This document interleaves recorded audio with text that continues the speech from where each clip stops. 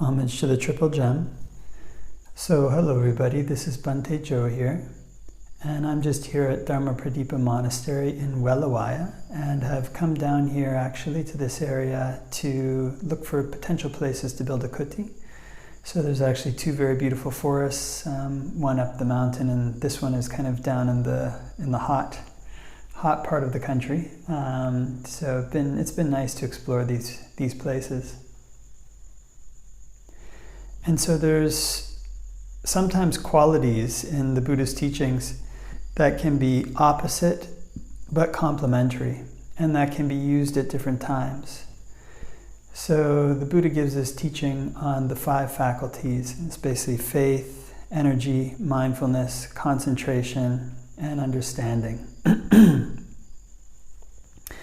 These two, mindfulness and understanding, can go together, but depending on what they're focused on, they can also be things that are almost like different paths.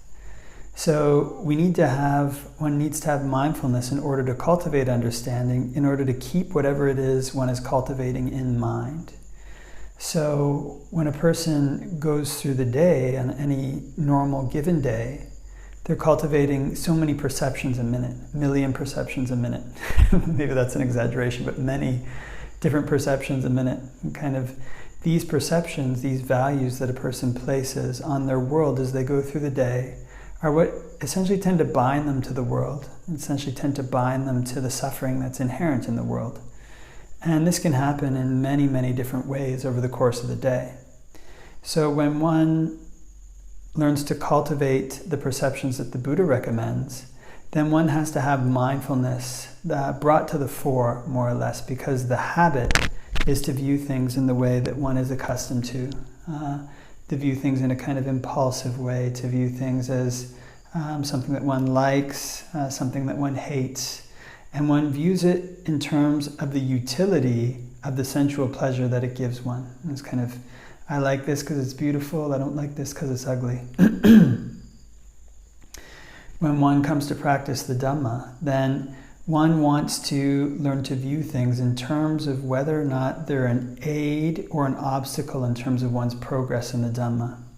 And if one wants to view them in such a way, even that viewing is an action, one wants to take that view in such a way that it's an aid to the progress in the Dhamma. One wants to view things as impermanent. One wants to view things as suffering when it's appropriate. One wants to view things as not self when it's appropriate.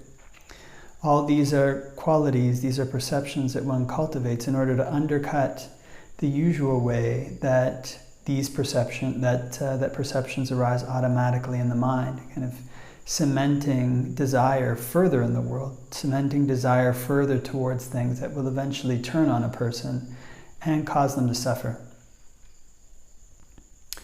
So in this way, one cultivates this mindfulness. You have faith, energy, mindfulness, concentration, and understanding, which is wisdom basically. And one couples it up with wisdom to keep wisdom in mind.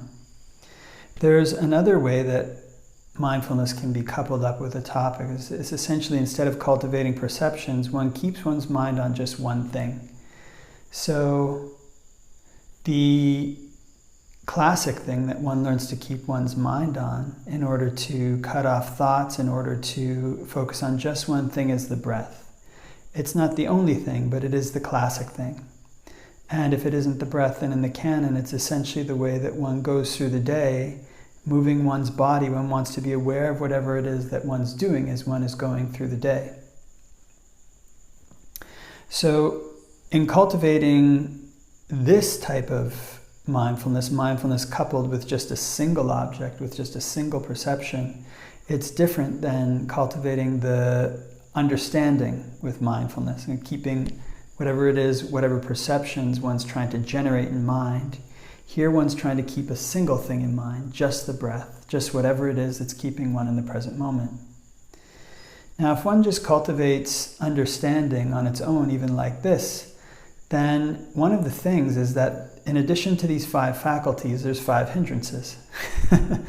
5 hindrances are sensual desire, hatred, sloth and torpor, restlessness and remorse, and doubt. And if one just cultivates this kind of thinking, then this kind of thinking and perceptions, then what it tends to become, what it leaves an opening for, can leave an opening for, if one's mindfulness is not continuous, is restlessness and remorse. When one investigates, it tends to can undercut doubt, but restlessness and remorse can come up. And so this kind of restlessness, remorse, or like anxiety and restlessness, these are things that can be exacerbated by thinking. And this is one of the reasons why when people in the modern world are often beset by anxiety, can often be beset by worry or remorse. Sila is a part of it, but another part of it is that the rational faculty has been extremely highly elevated, and you need it to do pretty much most high-paying jobs. People are thinking all day long. And this thinking is actually what tends to lead to anxiety. Because what happens with anxiety is the mind launches out to the future and projects whatever might happen based on what's going on now. And it takes on the burden of the future by thinking about it. So when the mind behaves in this way, taking on the burdens of the future, it burdens the mind down. It makes it tired. It makes it worried. And sometimes in order to prevent this, one will distract oneself, to get rid of the worry. And similar with the past, the mind can launch out to the past, to remember some bad thing that one did. And in order to blot that out, that weighs the mind down. In order to blot that out, one will distract oneself. So what's quite important to cultivate, instead of just this kind of wisdom or perception, in addition, one needs to cultivate calm. Now, one of the interesting things is that anxiety can come from thinking, in some cases. Calm can come from staying in the present moment.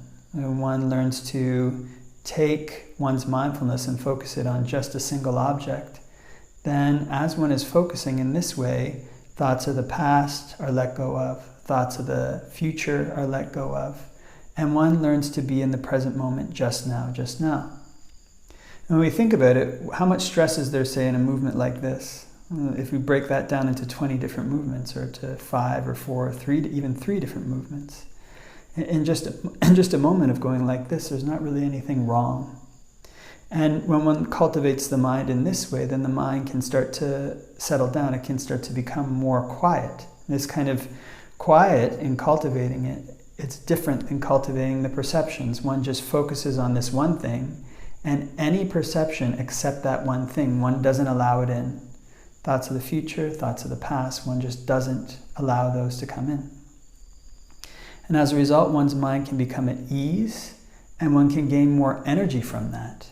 One may find that one has more energy when cultivating the mind in this way. There's a kind of a paradox in that one needs to put energy into staying in the present moment, each moment, but one gets more energy out of not having the mind launching out to the future unnecessarily, to the past unnecessarily, and getting burdened down.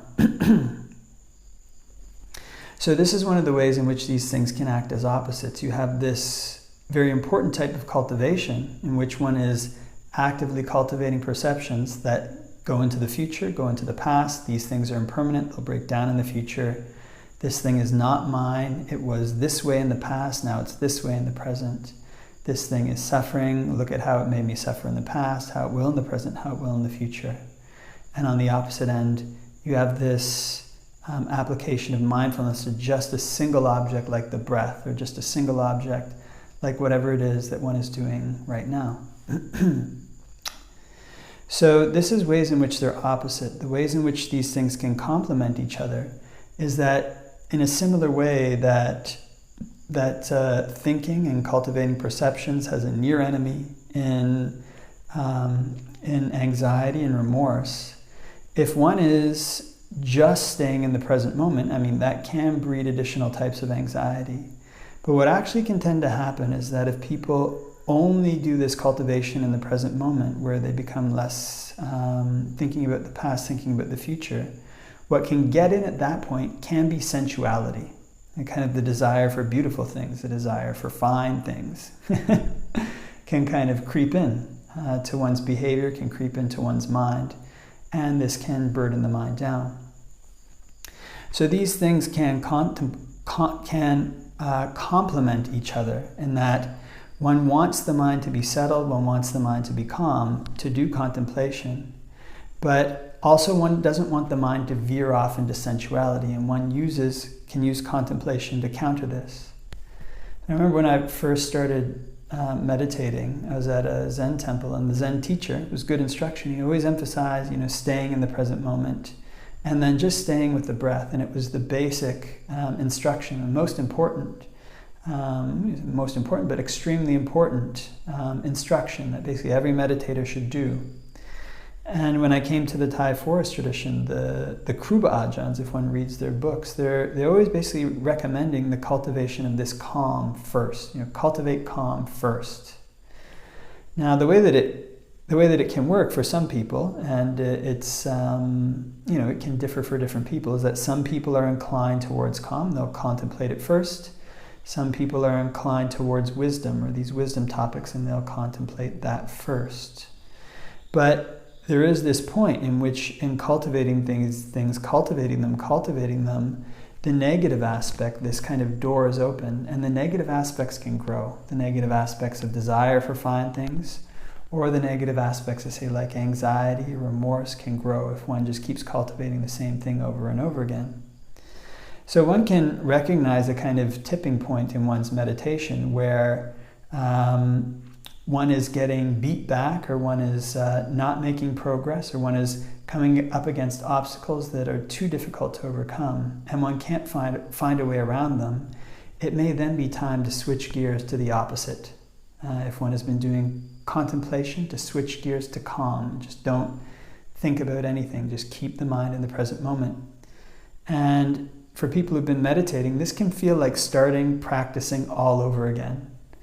There was this, I remember reading a long time ago the biography of Ajahn Tate, and in it he'd been cultivating calm for a long time, and had even gotten very skilled at calm and could enter into the eighth jhana, the eighth of the absorptions.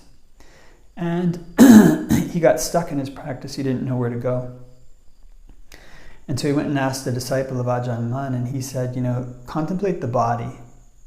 And he had a lot of doubts about that. So he ended up actually wandering almost all over Thailand until they found, many places in Thailand, until they found Ajahn Mun staying in this remote area in Chiang Mai.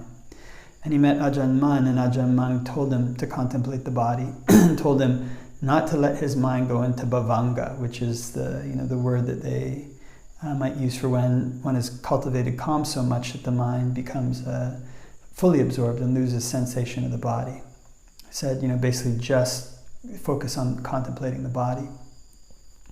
He said it was like starting his practice all over again because he hadn't been meditating this way so much, I guess, cultivating perceptions. So these things, the cultivation of perceptions, the cultivation of understanding, this is an important faculty. It's the most important one. The cultivation of concentration is an important faculty. It supports the development of understanding or wisdom or panya. And they both go together, but in a sense they both are going in different directions. And one has to learn when the right time is to cultivate which one. And one has to learn to put them together in such a way that they're greater than the sum of their parts. So the Buddha is giving these things as the middle way. And middle way, kind of, Ajahn Chah has a good simile, kind of being like the middle of a road. If one goes too far to the right, one falls in the ditch on the right. If one goes too far on the left, one falls in the ditch on the left. So one wants to stay in the middle between the right and left, in this point where they complement each other, in this point where calm, where concentration can complement understanding.